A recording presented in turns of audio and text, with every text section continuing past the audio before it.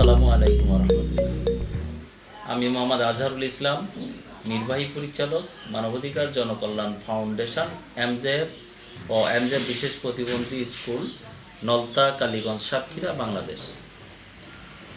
London থেকে প্রচারিত news portal LN24-এর নবম প্রতিষ্ঠাবার্ষিকীতে সবাইকে জানাই অভিনন্দন ও শুভেচ্ছা।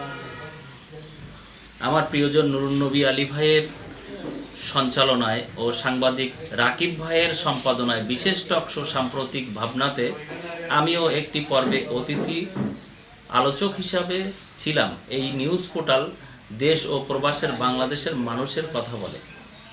আমিও আমার প্রতিষ্ঠানের পক্ষ থেকে আবারও অভিনন্দন ও শুভেচ্ছা।